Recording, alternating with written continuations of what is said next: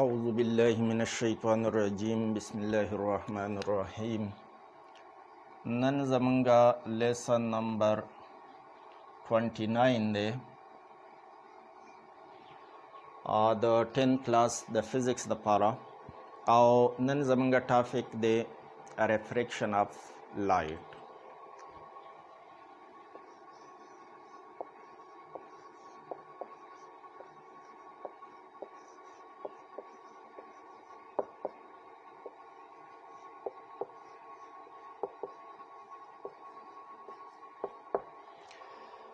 Refraction of light, the change in direction of light as it moves from one medium to another medium. کله چې لایټ د یو میډیم نه بل میډیم ته انټر کیږي نو دا خپل ډایرکشن چینج کوي. دې ته موږ ریفریکشن اف لایټ وایو یا داسې ډیفاین کولی شو د بینډینګ اف لایټ when it enters from one medium to another medium. The refraction of light the para یو څو definitions پکار دي. یو incident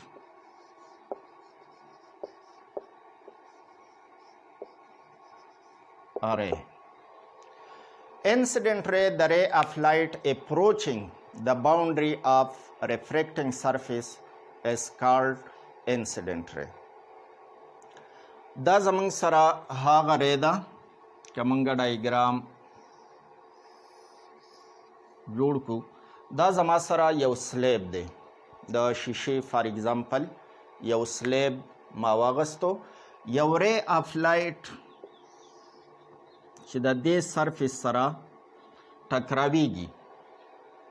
The ray of light approaching the boundary of refracting surface.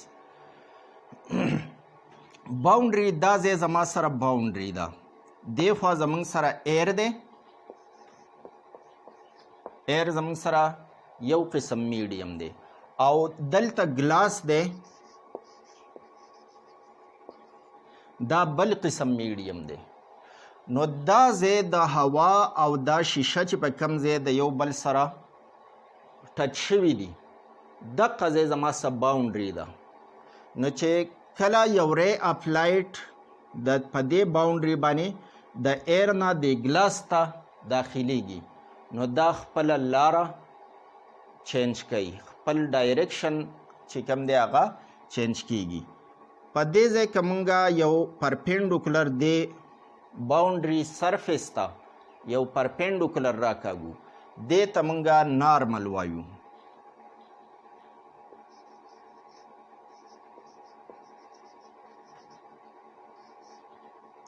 دې خوا زمونږ سره ایر موجود دی او دغه ګلاس دی.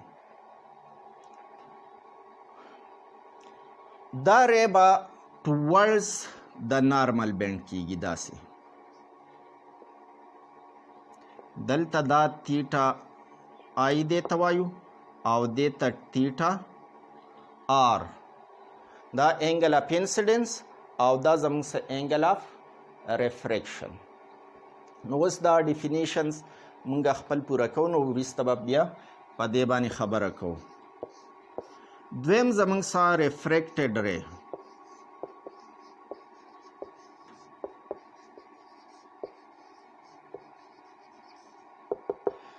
A refracted ray, the ray of light bent at the boundary of two media. The ray of light bent at the boundary of two media and traveling in the second medium.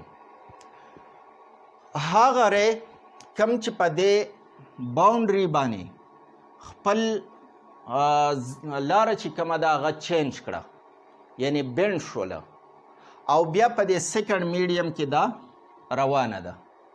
نو دې ری ته موږ ریفریکټډ ری وایو. په دې دویم میډیم کې چې دا ری وه خو چې دغه میډیم ته داخله شو نو خپله ډایرکشن چې دی سیمه ترې چینج کړو نو دغه ری ته بیا ریفریکټډ ری وایي. دا ری زموږ سره انسیډنټ وه او دا ری ریفریکټډ شو.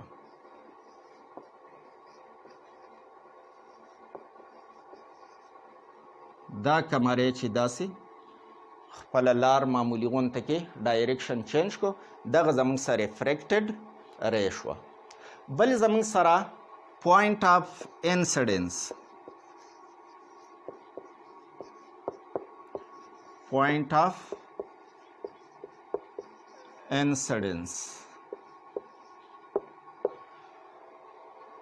Point of incidence, the point at which the incident ray strikes the refracting surface. The point at which the incident ray strikes the refracting surface. The point padeze چې دا کم پوینټ دی دې ته موږ پوینټ آف انسیډنس وایو. د پوینټ ایٹ وچ د انسیډنټ ری سټرایکس د ریفریکټینګ سرفیس، دغه ریفریکټینګ سرفیس دی دا د ګلاس شیشې سلیب دی، دا ځای ریفریکټینګ سرفیس دی. نو په کوم ځای باندې چې دا ری دغه سټرایک کوي دغه زموږ سره پوینټ آف انسیډنس دی. بل نارمل،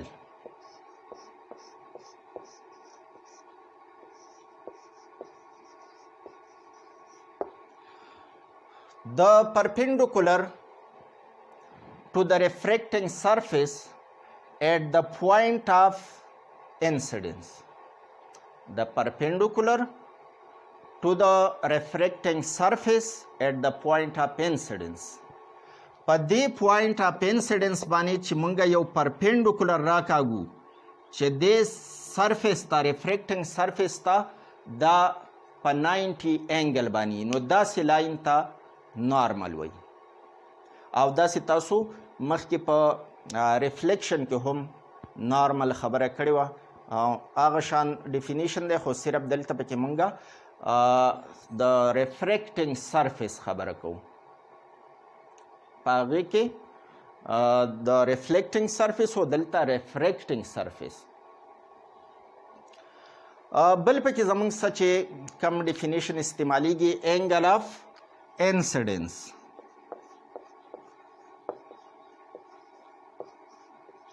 angle of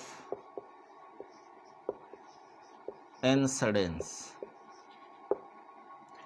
angle of incidence مونږه په تیټا آی سره متور ظاهرو.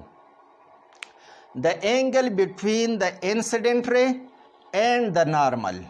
د دې نارمل او انسیډنټ ری په منځ کې چې دا کم انګل دی دې ته مونږه انګل آف انسیډنس وایو، او عام طور دا په تیټا آی سره ظاهریږي. بعض ځایونو کې بیا په انګل آی داسې هم لیکلی شي، انګل ولیکي او آی، خو عام طور مونږه تیټا آی سره دا ظاهرو.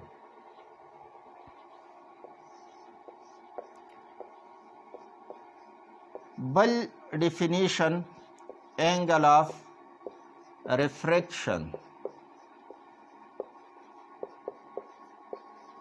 angle of refraction په theta r سره، theta او ورکوټه r ورسلاندې ولیکلی شي د سبسکرپټ په تور باندې، نو دیتا theta r ویل کېږي او دا د angle of refraction لپاره استعمالیږي. the angle between the normal and the refracted ray، دا کومه ری چې ریفریکټ شوه دغه ری او د دې نارمل په منځ کې چې کوم انګل جوړیږي تیټا آر، دغه ته موږ انګل آف ریفریکشن وایو. بل زموږ سره پکې اپټیکلی ډینسر میډیم.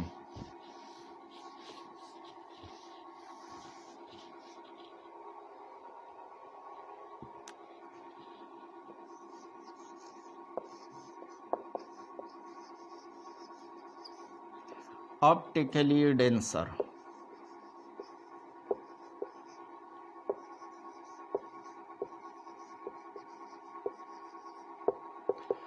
Optically denser medium, medium having greater refraction effect. Medium having greater refraction effect. هغه میډیم چې په هغې کې د ریفریکشن افیکټ زیات وي هغې ته موږ اپټیکلی ډینسر میډیم وایو. یو خو عام ډینسټي موږ وایو چې دا ډینسر دی، لکه وسپنه ده، وسپنه ډینسر ده او ووډ لرګی چې دی دا کم ډینسر دی. یو خو دغه ډینسټي ده. دلته د اپټیکلی ټکی ورسره استعمال شوی دی چې په اپټکس کې کم شي زموږ سره ډینسر حسابیږي او کم زموږ سره ریرر حسابیږي. نو په اپټکس کې مونږ ډینسر هغه میډیم ته وایو په کم کې چې سپیډ اف لایټ سلو وي. A medium having slower speed of light in it. A medium having slower speed of light in it. چې په کم میډیم کې سپیډ اف لایټ کمی نو هغې ته ډینسر میډیم وایي.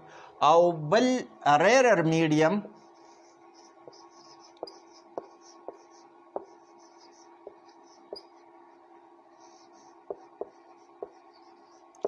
اپټیکلی ورسه اپټیکلی ریرر میډیم. Optically rarer medium, a medium having greater speed of light in it. په کومو سیزونو کې چې زموږ سره سپیډ اف لایټ زیات وي نو هغې ته موږ اپټیکلی ریرر میډیم وایو. اپټیکلی ډینسر او اپټیکلی ریرر دا به دوه میډیا موږ کمپیر کوو نو په هغې کې به وایو چې دا یو ریرر میډیم دی او دا بل ډینسر میډیم دی. لکه فار ایگزامپل واټر او ایر دا پیر اپ میډیا شوه یوه جوړه.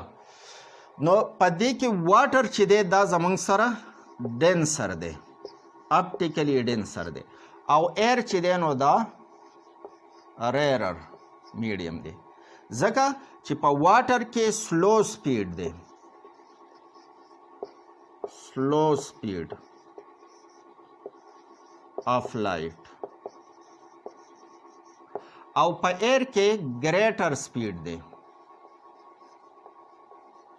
ګریټر سپیډ آف لایټ. په هوا کې سپیډ آف لایټ زیات دی نو دغه زموږ سره ریرر میډیم شو.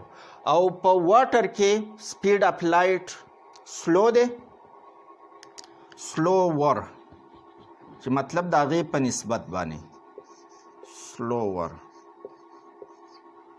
د ایر په نسبت په دې کې سپیډ چې دی نو هغه سلو دی نو واټر زموږ سره ډینسر میډیم شو. دغه شان نور چې کم میډیا کم نه چې لایټ پاس کیږي د هغې دپاره موږ معلومولی شو چې دا ډینسر دی او که دا ریرر میډیم دی. یو څو خبرو وضاحت دلته کوو.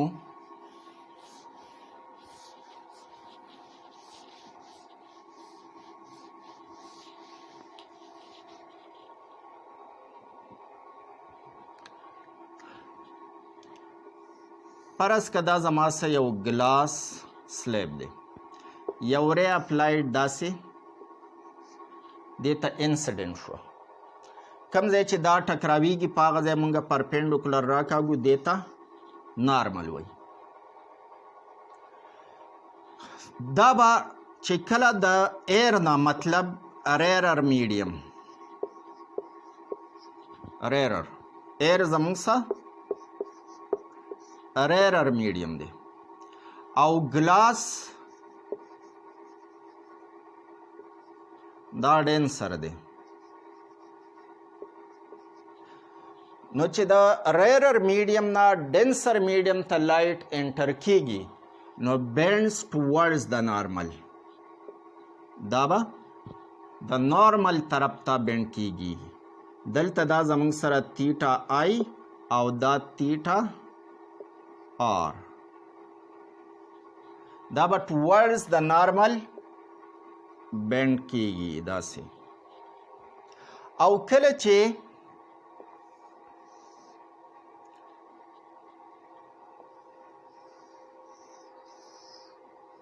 لایټ په ډینسر میډیم کې دی او داسې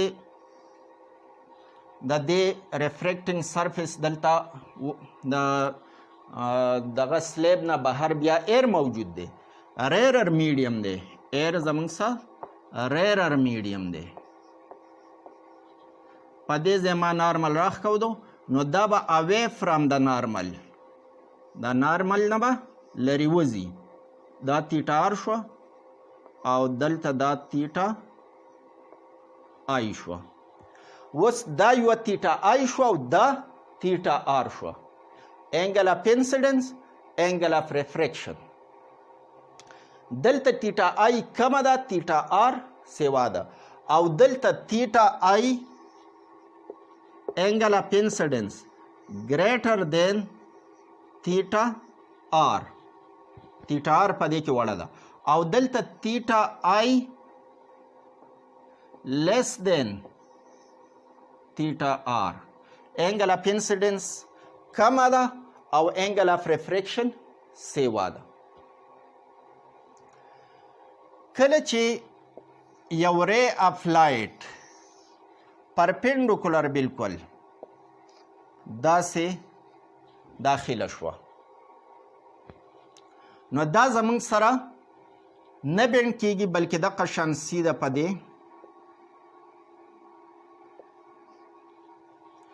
دې میډیم کې به دا سیده روانوي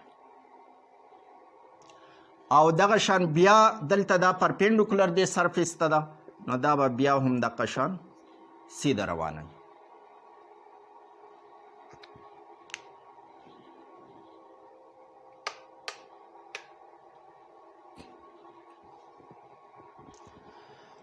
د دې وضاحت مونږه د ماشومانو د یو ټای په ذریعه باندې تاسو ته د دې خبرې وضاحت کولی شو چې دا کومه ری اف لایټ داسې روانه ده نو دا ولې بینډ کیږي دویمه دا چې دلته دا ټوورډز د نارمل بینډ شوله او دلته اوی فرام د نارمل بینډ شوله فرض کا ویو فرنٹ کم د لایټ ویو چې دی د هغې ویو فرنٹ داسې موږ واغستو چې د دې دا کم ټیرونه چې په کومه سیدایي دي دا د هغه ویو فرنٹ دی داسې دا ری اف لایټ دلته روانه ده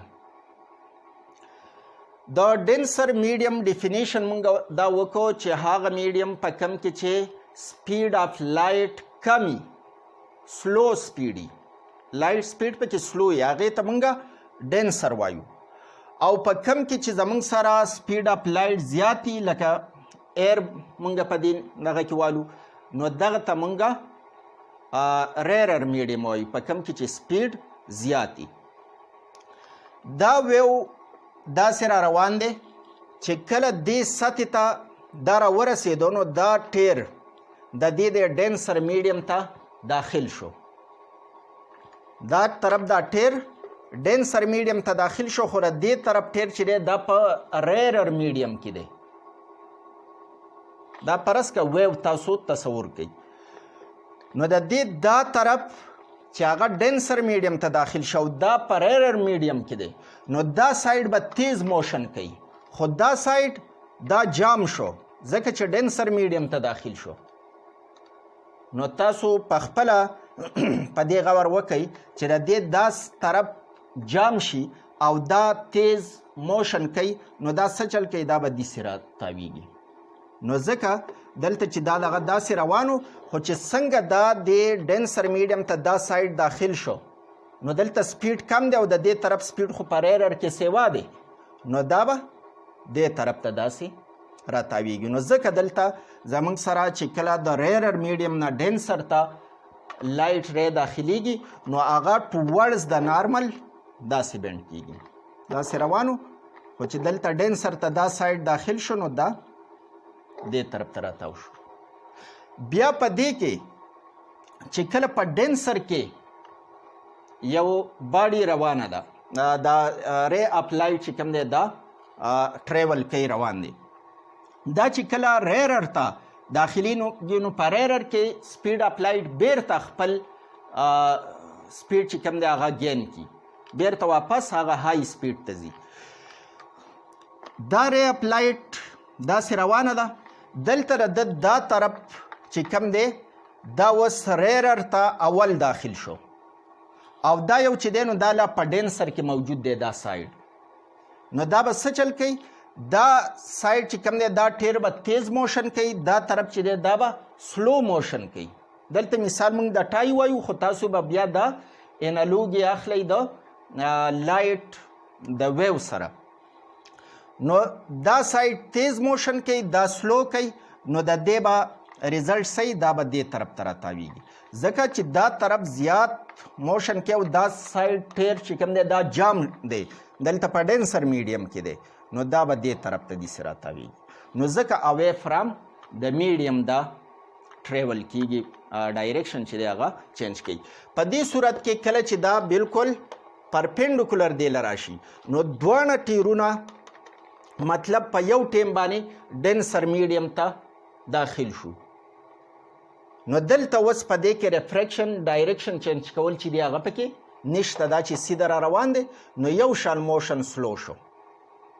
موشن خو سلو شو، دلته تیز روان دی او دلته بیا په قلاره، او چې دی نه دغه کېږي نو بیا به تیزیږي. نو لایټ په دې کې نه بینډ کېږي. ځکه نه بینډ کېږي چې ټول ویو چې کوم دی ویو فرنٹ داسې آل پوینټس چې موږ واخلو په دغه باندې په یو ویو باندې هغې ته ویو فرنٹ داسې وایي. نو دا په یو ټیم باندې ډینسر میډیم ته داخل شو، نو د دې په ډایرکشن کې څه چینج رانغی. خو دلته د دا یو سایډ اول ډینسر ته داخل شو، مطلب سپیډ د سلو شو او د دې طرف سپیډ سیوا دی، نو دا چې سیوا سپیډ دی نو دا به دې طرف ته راتاوهي. او دلته د دې دا سایډ اول د ډینسر نه ووته نو د ده سپیډ سیوا شو د دې طرف، او د دې طرف سپیډ چې کم دی هغه کم دی، نو دا به دې طرف ته بیا تاویږي. نن دپاره دومره پوره ده. تاسو یوټیوب چینل باندې پوشتو ټیوټر چینل چې کوم دی دا لازماً لایک سبسکرایب کړئ چې هره ویډیو تاسو ته په ټیم باندې ملاویږي. تھینکس الاٹ.